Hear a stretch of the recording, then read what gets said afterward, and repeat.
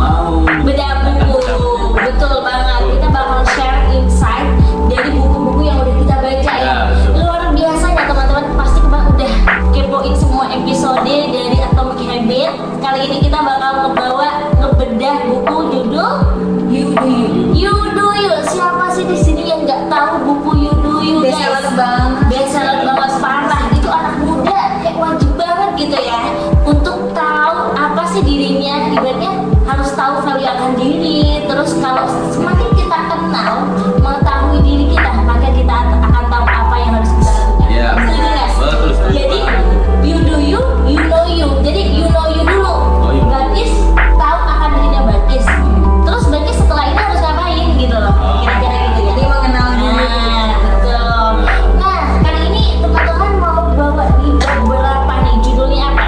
Mau dibawa di bab 1/9 itu what do you value in life? What do you value In life. in life? Jadi kita tuh hidup harus punya purpose. Purpose itu tujuan hidup.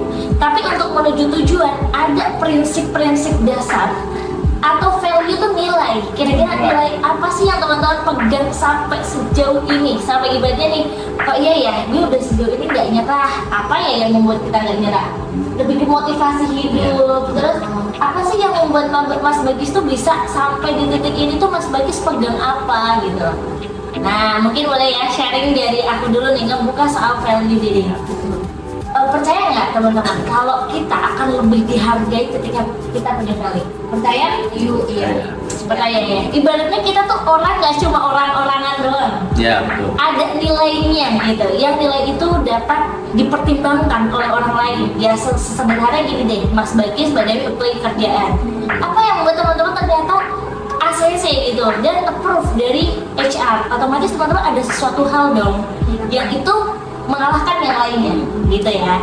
Nah, ngomongin soal value diri, makin banyak value yang kita punya, kita tuh makin dihargai, kita tuh makin bisa apa ya, bisa bersaing ya, bersaing dengan yang lainnya.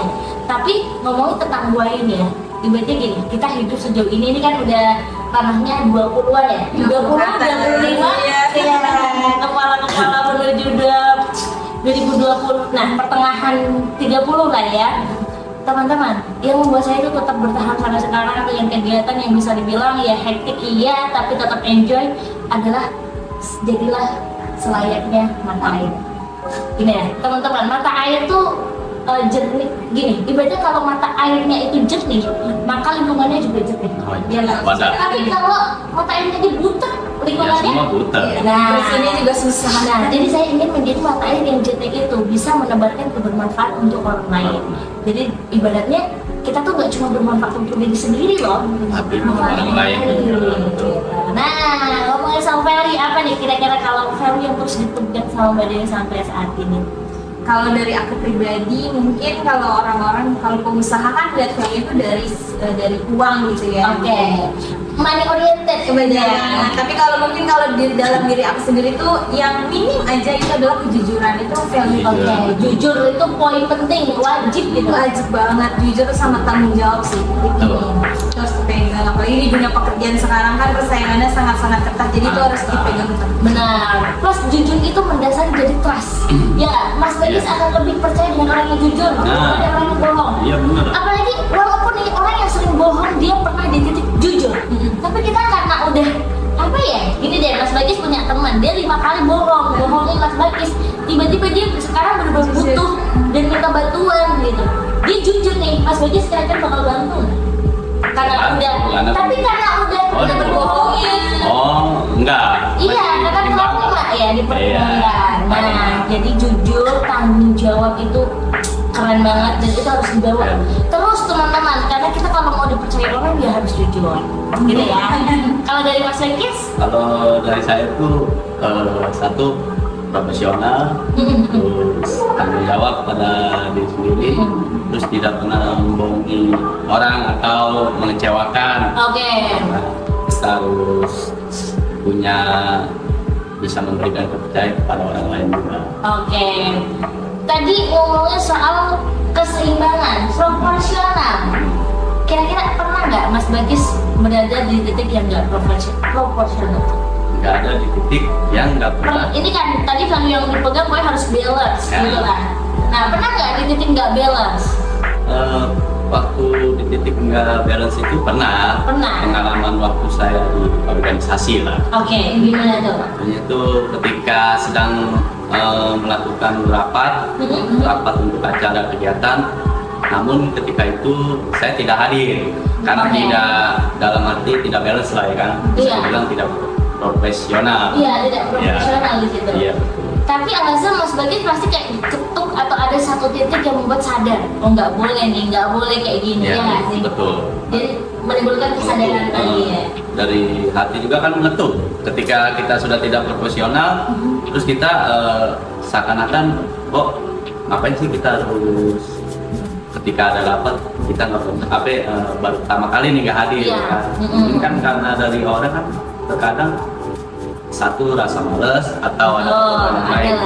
Tapi sebenarnya rasa males, ada keperluan lain itu semua bisa dikomunikasikan sih Mas. Ya, tapi ya tadi kembali lagi ya, profesionalitas itu penting banget. Sesederhana saya adalah timnya Mbak Dewi deh. Misal aku lagi nggak baik-baik aja atau moodku tuh lagi jelek banget, Dew. Hari ini gue jangan di ini ya. Gue lagi butuh waktu gitu kan. Mending ngomong daripada pas Mas Bagis lagi nggak baik-baik aja dibentak makin panas ya kan? Yang haruan suasana. Gerakan action barulah ada sebuah perubahan. Nah, kita bisa dibilang mungkin kita tidak terlahir dari yang punya privilege ya, dalam tanda kutip, money, look gitu ya. Mungkin yang dia itu udah start lebih dulu. Kira-kira sejauh ini nih untuk membuat Mas Bagis dan Mbak Dewi tetap bertahan hidup gitu, tetap memperjuangkan karir, terus ibaratnya mengupayakan dirinya untuk berdikari ya, berdiri di kaki sendiri. Apa sih yang terus dibawa sampai sekarang walaupun kita bukan dari keluarga yang kaya raya gitu loh, ataupun kita bisa dibilang sekarang pasti ada nih antara satu cewek cantik sama nggak cantik, pasti beda ya perlakuan lingkungan masyarakat gitu. Nah, apa yang membuat kita tuh tetap percaya diri dan tetap memperjuangkan hak-hak plus mimpi kita? Kalau value yang sekarang sampai bisa berdiri, diri sendiri itu nggak cuma bicara tapi selalu ada dorongan pada diri sendiri, karena kita terlahir pribadi saya itu bukan orang yang ada, namun saya yakin pada diri sendiri. Ketika kita melaksanakan dalam bekerja, kita melakukan profesional dalam bekerja, terus kita mencari karir, waktu akan selalu berputar. Kita juga pasti akan mendapatkan hasil yang lebih baik ketika kita mengupayakan. Iya, betul. Intinya nggak akan, ibaratnya kita tuh dapetin dari apa yang udah kita upayakan gitu ya. Dan Allah tuh maha adil. Kalau dari Mbak Dewi?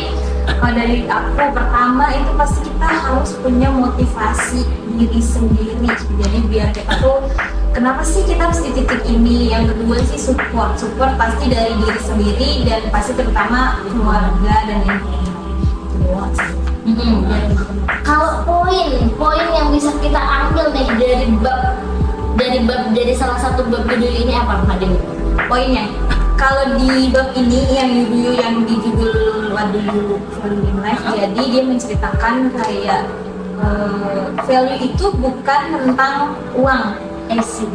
Penjual besi pun kalaupun memang dia ingin menimbulkan value-nya itu bisa banyak uang gitu. Penjual gorengan pun itu pun kalau tujuannya uang ya dia akan banyak uang juga. Tapi ada cerita di sini juga dari Greta Thunberg yang dari muda sudah mendedikasikan dirinya untuk perjuang krisis iklim. Bisa jadi personal value yang menjadi prioritas adalah helping others dan influence. Membantu orang dan mempengaruhi orang lain untuk mengikuti apa idenya. Ya nggak sih? Tadi ngomongin tentang berjuang, dia ngomongin tentang iklim.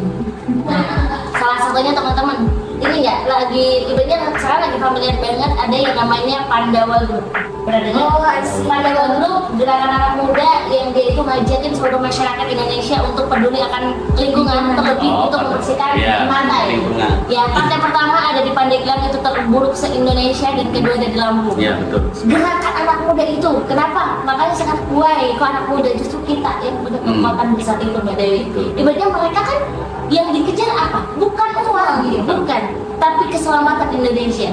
Tapi dengan gerakan itu kan membuat orang antusias, interest ya kan? Apa sih yang lagi rame? Nah, dari sinilah alhasil dari gerakan itu pun ya ada hasilnya, walaupun itu menghasilkan ya, tapi tujuan utama bukanlah uang, gitu ya.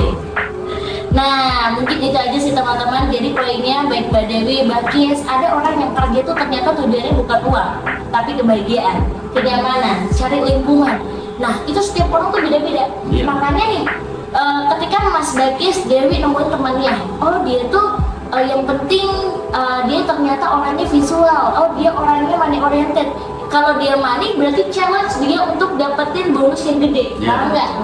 Nah, tapi ada juga yang dia dikasih challenge buat dapetin bonus, dia nggak tertarik karena dia bukan uang gitu, dia nggak money oriented gitu. Jadi memang penting kenali diri, kita kenal dulu sama diri kita, baru kita bisa mengenali orang lain, value dia apa, maka saat kita berjalan hidup bersama dia kita bisa apa ya yang namanya selaras gitu ya, dan bisa memanusiakan manusia lah katakanlah.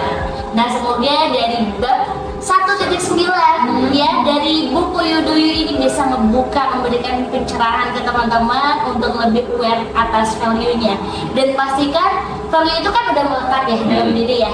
Kedepannya baik karir, terus potensi diri kita apa yang ingin dikembangkan, terus kehidupan yang seperti apa yang kita inginkan, itu harapannya bisa selaras Mas Bagis. Oh, iya. Kegiatan yang lain-lain juga harus selaras. Contoh ada banyak kegiatan yang bisa dibilang kok nggak sama ya sama value gue, udah di-cut off dan lain sebagainya. Intinya kita makin gede, makin dewasa harus lebih pintar untuk mengatur ini semua, karena masa depan adalah milik kita, gitu ya. Kita aja teman-teman dari Sobat Sunang University. Kalau suka video ini langsung aja di like